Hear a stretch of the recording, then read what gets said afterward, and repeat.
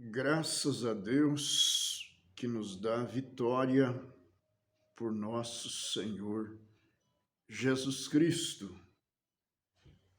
O Senhor é a força da nossa vida.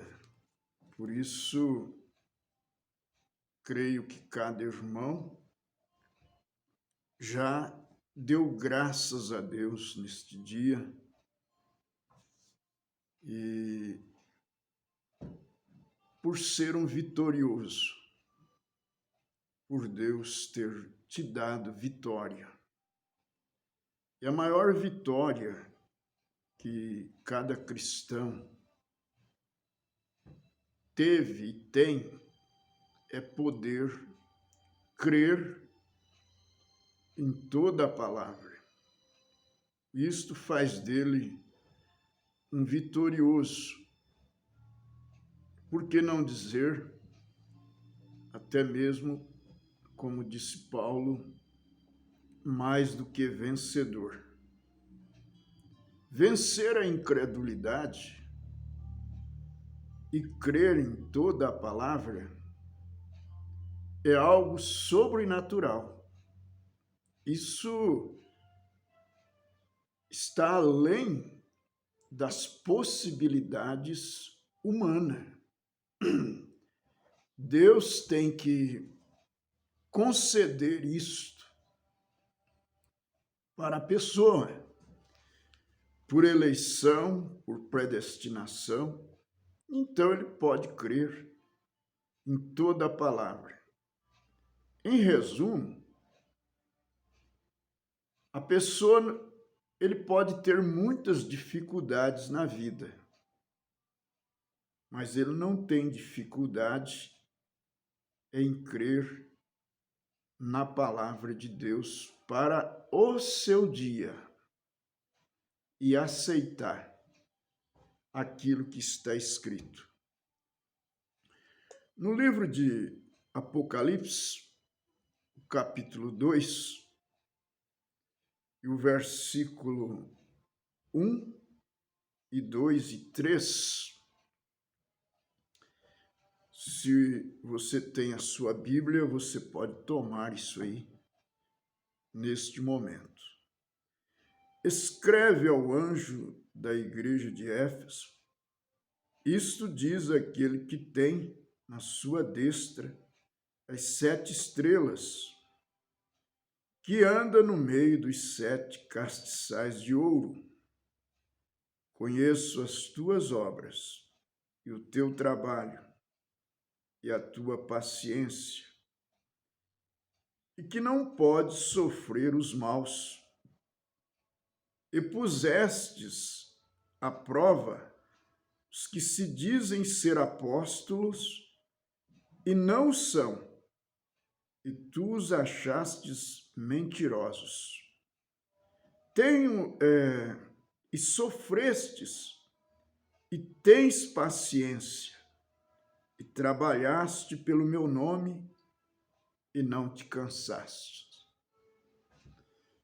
Pois bem, irmãos, profeta de Deus, pregando a mensagem à era de Éfeso, que é a primeira era, ele faz menção estas observações, né, mostrando que esses crentes efesianos, eles tiveram essa capacidade de provar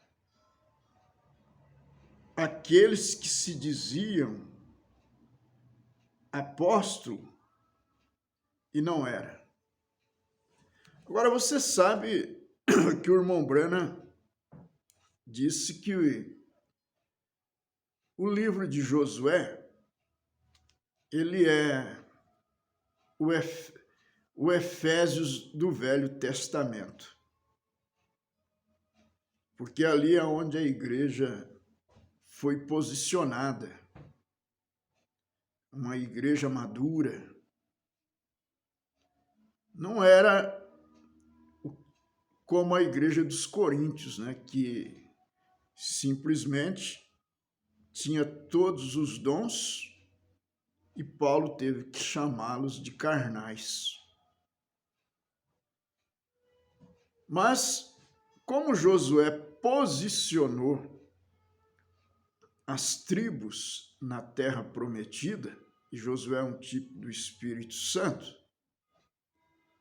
assim também a igreja no livro de Éfeso, ela se posiciona doutrinariamente. O irmão Branham faz menção aqui que tem muitos que dizem assim, não, mas não tem mais apóstolos. Olha, aí tem dois extremos. Os que dizem que não tem e aqueles que se dizem ser apóstolo e não são. São mentirosos. Ele diz aqui no parágrafo 8 da mensagem à era de Éfeso, ele diz: a promessa do poder com o qual os apóstolos foram dotados no dia de Pentecoste é para vocês, judeus, e para seus filhos que estão, e para todos os que estão longe, os gentios, nós aqui. Para tantos quanto Deus nosso Senhor chamar, judeus e gentios, até que ele deixe de chamar, a mensagem e o poder de Pentecostes não cessarão. O que a igreja teve no dia de Pentecostes, seu direito inalienável. Originalmente, ela teve a pura palavra de Deus. Ela teve o poder do Espírito manifestado em diversos sinais e prodígios e dons do Espírito Santo. Portanto, convém nos atentar com mais diligência para as coisas que já temos ouvidos, quer dizer, aprendido, para que em tempo algum nos desviemos delas. Porque se a palavra falada pelos anjos permaneceu firme, e toda transgressão e desobediência recebeu a justa retribuição, como escaparemos nós, se não atentarmos para uma tão grande salvação, a qual, começando a ser anunciada pelo Senhor, foi-nos depois confirmada pelos que a ouviram, testificando também Deus com eles, por sinais, milagres e várias maravilhas e dons do Espírito Santo, distribuídos por sua vontade. Exatamente isto. Deus testificando daquilo que ele já tinha prometido. Então, alguns, querem negar que Deus tenha apóstolos nesses dias. Tem. O profeta diz aqui que apóstolo quer dizer, hoje nós os chamamos de missionário. Exatamente isso. Missionários. Que estabelece, apóstolo é aquele que filtra a doutrina. Exatamente isso. E como é que você pode identificar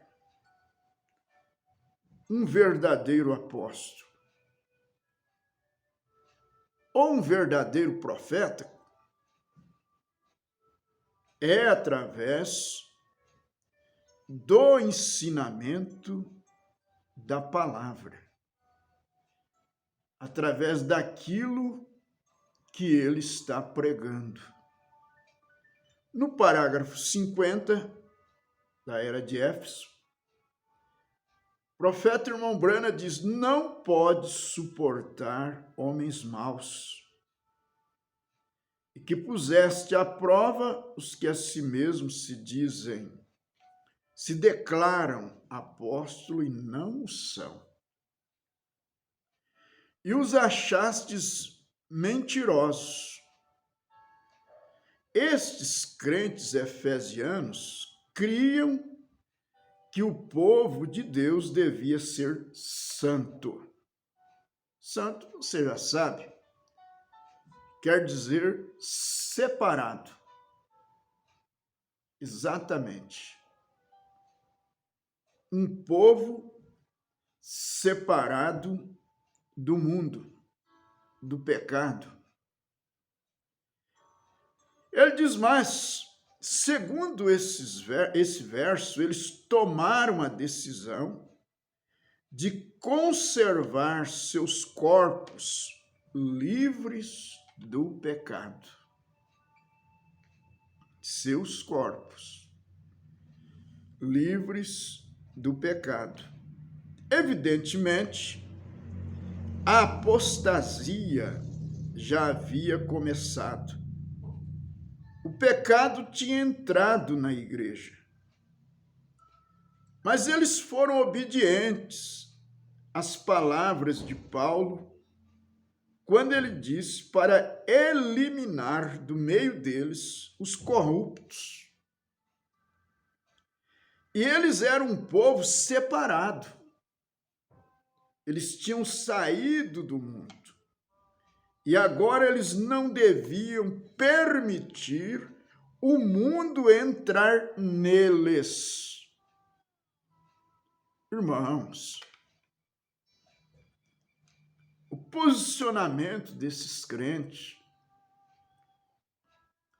eles não só ouviam a mensagem de Paulo, eles praticavam, eles viviam aquilo. Eles não só tinham saídos do mundo, mas eles tinham tirado o mundo deles. Quer dizer, eles não trouxeram o mundo com eles. Os costumes,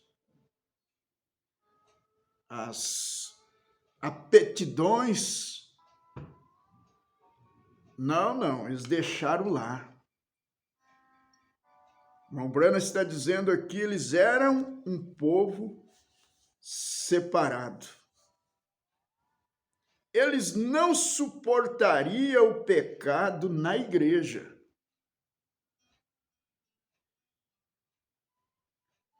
A santidade não era simplesmente uma frase para eles, nem tampouco uma figura de oratória. Era uma norma de vida. Aleluia! Aquilo não ficava simplesmente num sermão, mas eles colocavam aquilo em prática. No parágrafo 51, o irmão Branham diz: pusestes à prova os que a si mesmos se declaram apóstolos e não são, e os achastes mentirosos. Esta é uma declaração rude. Tens provados aos que a si mesmos se dizem apóstolos. Não é isso presunção? Que direito tem um povo de provar aqueles que a si mesmo se dizem apóstolos? E como os provaram? Como amo isto. Aqui está em Gálatas 1, verso 8. Mas ainda que nós mesmos ou um anjo do céu vos anuncie outro evangelho, além do que já vos tenho anunciado, seja anátema. Foram os apóstolos que trouxeram a palavra original ao povo. Então, você deve guardar isso.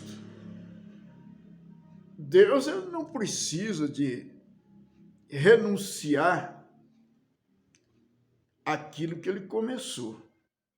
Não. Ele pode andar para frente, né? Mas jamais dizer, não, isso não é de Deus. A palavra foi trazida pelos apóstolos, a palavra original ao povo, o ensinamento. Aquela palavra original não podia mudar nem sequer um ponto, nem um tio. Paulo sabia que era Deus quem lhe havia falado. Assim sendo, ele disse, ainda que eu venha e procure dar-lhes uma segunda revelação, se trato de fazer uma só mudança no que lhes entreguei originalmente, sou anátema, sou maldito. Por isso que quando você recebe um ensinamento e aquilo é de Deus, isso não muda da água para o vinho. Hoje é de Deus, amanhã não é. Hoje está falando uma coisa, amanhã está falando outra. Alguma coisa não está bem aí. Isso tem que ser provado com a palavra. Vê você, Paulo sabia que aquela primeira revelação era correta. Deus não pode dar uma primeira revelação e depois uma segunda revelação. Aí você tem que se segurar, né, irmão? Aquilo que você aprendeu, você ouviu, era de Deus ou não era? Porque se era de Deus, então Deus não tem duas revelações. Com o passar do tempo, ele pode ir dando mais detalhes daquilo, mas jamais dar uma outra revelação. Não. Ele diz, Deus não pode dar uma primeira revelação e depois uma segunda revelação. Se o fizesse, então demonstraria que teve mudança de pensamento. Ele não pode dar uma revelação e depois... Ele pode dar uma revelação e depois acrescentar a essa revelação. Como fez no Jardim do Éden, quando prometeu a semente da mulher. A semente, a mulher, e logo estabeleceu que aquela semente tinha que vir através de Abraão, e depois disse que viria pelo sangue de Davi, porém era a mesma revelação. Deus não mudou. Mas aí a pessoa diz, não, vocês não têm revelação. Ora, passa 10 anos, 20 anos, 30 anos, você recebendo a revelação e aquilo não muda, daqui a pouco, não, agora que eu recebi outra revelação. Não. Alguma coisa está fora aí. O que Deus pode fazer, irmão, é ir dando mais informação sobre aquela revelação que você já tinha. Vê? Porque revelação é tirar o véu. É revelar o que está oculto. Olha, aí ele diz assim, somente dava às pessoas mais informações para ajudar-lhes a recebê-la e entendê-la. Mas a palavra de Deus não pode mudar. A semente veio exatamente como foi revelada. Aleluia. Ele disse no jardim do Éden que a semente da mulher esmagaria a cabeça da serpente. E logo ele mostrou que viria através de Abraão. E logo ele mostrou que viria por meio da família de Davi. Ele foi dando detalhes, mas a revelação era a mesma. Não tinha mudado nada. Mas a palavra de Deus não pode mudar. A semente veio exatamente como foi revelada. Aleluia! E vê você o que estavam fazendo aqueles apóstolos falsos? Como é que Deus foi dando detalhe da vinda de Cristo? Da semente da mulher? Ele não falou, mas mais tarde ele disse pela boca do profeta Isaías que uma virgem conceberia. Só que ele não falou que era Maria. Mas ele foi dando sinais, detalhes, que ia caracterizando quem seria aquela semente. Mas era sempre a mesma revelação. Vê, a semente veio exatamente como foi revelada. Aleluia, e você vê, e vê você o que estavam fazendo aqueles falsos apóstolos. Eles vieram com sua própria palavra. Por isso é importante, meus preciosos irmãos, observar isto que o mensageiro falou, dizendo que, referindo-se às fitas, às mensagens, ele disse para repetir o que o mensageiro tinha falado. Ter esse cuidado de somente falar o que o mensageiro falou, o que as fitas dizem. Porque é um cuidado. Deus é responsável por esta mensagem. Ele não tem outra revelação além disso. Agora veja bem, eles vieram com sua própria palavra, quer dizer, suas próprias explicações. Quando o profeta mesmo não deu explicação daquilo, e as pessoas vêm e começam a dar explicação daquilo que o mensageiro não deu explicação, e nem Deus deu. Aí eles começam a passar na frente do mensageiro. Aquele profeta falou isso, aquele pastor falou isso, aquele outro disse isso, e vai passando por cima, encostando aquilo que o mensageiro falou. Aqueles efesianos conheciam a palavra como Paulo havia ensinado.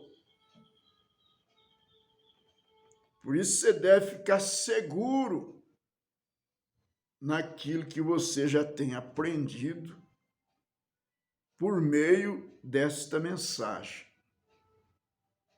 E ficar firmado nisto.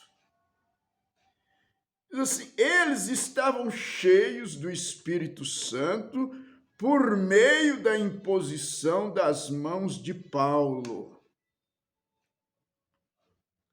Eles se encontraram cara a cara com aqueles apóstolos falsos e lhes disseram: vocês não estão dizendo o que disse Paulo. Por isso, vocês são falsos. Ora, eles não disseram para aqueles falsos apóstolos: Ó, vocês não estão falando o que diz o Velho Testamento. Era o que tinha dito Paulo. Eles não estavam falando a mesma linguagem que Paulo, o mensageiro, tinha falado. Ele diz assim: por isso vocês são falsos. Ó, isso inflama meu coração. E exclama: volta à palavra. Não é você o que em verdade prova o apóstolo e profeta e mestre. É a palavra que os prova. Amém. Não é palavras de agrado, promessas de dinheiro, de facilidade nesta vida. Não. Isso aí você pode conseguir. Qualquer pessoa pode se resolver e tiver condição de te proporcionar isto. Mas é o ensinamento da palavra. É isto que tem que ser observado. E qual ensinamento? Repetir aquilo que o mensageiro falou. Aí ele continua dizendo: não é você o que em verdade prova o apóstolo e profeta e mestre, é a palavra que os prova. Num destes dias virá um profeta à igreja da era de Laodiceia. Ó, que era que nós estamos vivendo? Nós estamos vivendo na era de Laodiceia. E esse profeta mensageiro já pisou aqui, e nós estamos com a mensagem dele na mão. E você saberá se ele é o verdadeiro enviado de Deus ou não. Em verdade o saberá, porque se ele é de Deus, ele permanecerá nessa palavra, exatamente como Deus a deu a Paulo. Ele não se desviará dessa palavra, por um momento, nem por um tio. Nessa última era, quando aparecerão muitos falsos profetas, observe como é que eles lhe dirão constantemente que se você não crer neles e no que eles dizem, então você estará condenado. Não é isso que eles dizem? Ó, nós tivemos uma nova revelação. E já sai dizendo que você está perdido se não crer igual eles. Se não entrar no ritmo deles. Olha o que ele está dizendo, o que o profeta de Deus está dizendo aqui. E ele não edificará sobre revelação ou interpretação privada, mas sobre a palavra. Amém, amém. No parágrafo 53, ele diz: esses falsos apóstolos são os lobos vorazes, dos quais falava Paulo. Ele disse: quando eu me houver ido, eles virão e procurarão reivindicar revelação igual. Mas o propósito deles não é ajudá-lo, mas destruí-los. Porque nunca deixei de vos anunciar todo o conselho de Deus. Olhai por vós e por todo o rebanho sobre que o Espírito Santo vos constituiu bispos, para apacentardes a igreja de Deus que ele resgatou com seu próprio sangue. Porque eu sei isto, que depois da minha partida entrarão no meio de vós lobos cruéis, que não perdoarão o rebanho. E que dentre vós mesmos se levantarão homens que falarão coisas perversas, para atraírem os discípulos após si. Portanto, vigiai, lembrando-vos que durante 3 anos não cessei noite e dia de admoestar com lágrimas a cada um de vós. Agora, pois, irmão, encomendo-vos a Deus e a palavra da sua graça, a Ele que é poderoso para vos edificar e dar herança entre todos os santificados. Amém. Isso está em pleno cumprimento, esta escritura. Depois da partida, né, daqueles velhos apóstolos, daquele velho apóstolo e profeta, então é quando começam a se introduzir ideias, interpretações particulares e vão deixando o ensinamento da palavra. Agora observe o que o irmão Brana fala aqui no parágrafo 60. O profeta diz: aqui está outra coisa que começou naquela era e que continuará através das eras, chegando a ser mais profunda e mais escura. É o fato de que as pessoas estavam repudiando aquele nome. Não era a própria igreja de Éfeso a que o estava fazendo, não, senhor. Eram os falsos apóstolos. Era o de fora tratando de entrar para corromper aos crentes. Os efesianos conheciam aquele nome e o amavam. Recorde, a origem da igreja de Éfeso era um grupo pequeno que estava esperando ao Messias. Isso está em Atos 19. Era um grupo pequeno que estava esperando ao Messias. Eles ouviram a um profeta que dizia que era o precursor do Messias, o qual havia aparecido no deserto da Palestina. Estava batizando as pessoas para o arrependimento de pecados. Então, receberam o batismo de João, porém, quando Paulo veio a eles, lhes disse que aquele profeta havia morrido e que Jesus havia vindo e havia oferecido sua vida como sacrifício pelo pecado. E aí está. E eles não sabiam disto. Estavam esperando o Messias. E que agora o Espírito Santo havia descido para entrar e encher a todo verdadeiro crente em Jesus. O Messias, quando eles ouviram isto, foram batizados no nome do Senhor Jesus Cristo. E quando Paulo impôs suas mãos sobre eles, todos foram cheios do Espírito Santo. Eles conheciam o que era obedecer à palavra, ser batizado em seu nome, Senhor Jesus Cristo, e desta maneira sabiam que seriam cheios do Espírito Santo. Você não poderia fazer ou não podia fazer com que essa gente mudasse. Eles conheciam a verdade. Atos capítulo 19, versículo 1 ao 7. Agora, o profeta diz aqui, você poderia pensar, que esses falsos apóstolos estivessem rejeitando toda aquela palavra. De maneira nenhuma.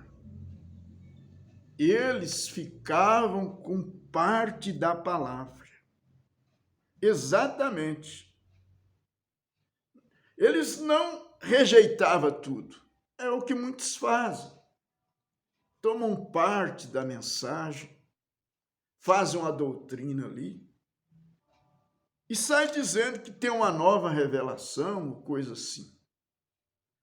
Outros tomam a parte que convém, mas não querem levarem a coisa de uma maneira séria aonde o certo é certo e o errado é errado. Agora, querem parte da mensagem, a parte doce da mensagem, a parte atraente, o que é muito bom, mas chega aquele momento, irmãos, que a igreja tem que comer a parte da amarga, né?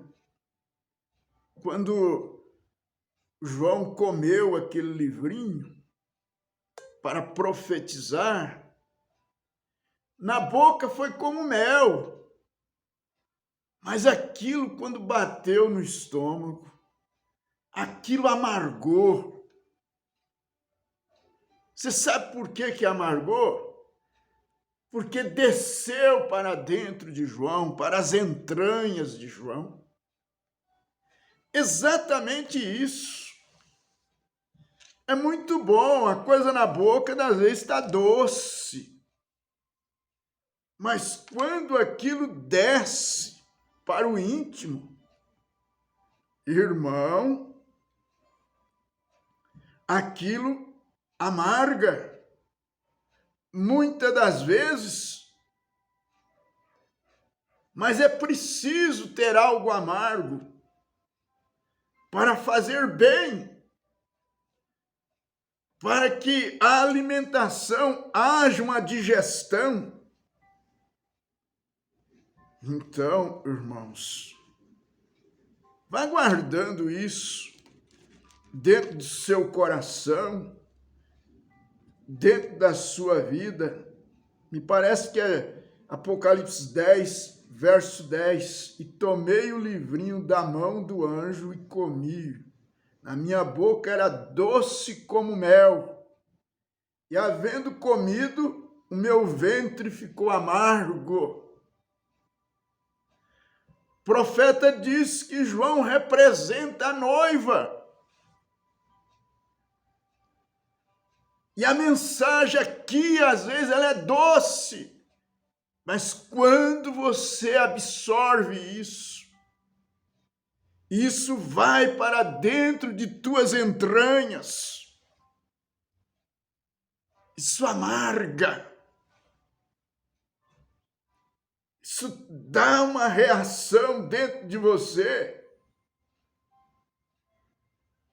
Ah, mas daí todas as vezes que você abre a boca, o que sai de você? Mensagem. Mensagem do sétimo anjo. Mensagem de Malaquias 4, 5 e 6. Mas, Senhor, isso fica tão amargo. Mas é porque o teu ventre absorveu isso. Isso desceu para dentro de você. Que coisa! Você come toda a mensagem, mas come o lado amargo desta mensagem também, desta palavra. Exatamente isso. Coisa gloriosa. Você foi batizado no nome do Senhor Jesus Cristo. Se não foi, deve tomar esta decisão. Porém, irmãos, quando esse livro começa a ser mastigado na boca, muito gostoso. Como é bom testificar da mensagem. Mas quando ela desce para dentro de nós, meu irmão, logo você sente que muitas das vezes a coisa fica amarga. Mas lá dentro está a palavra. Lá dentro está Deus. Deus te abençoe no nome de Jesus Cristo. Deus te fortaleça com esta palavra. Amém.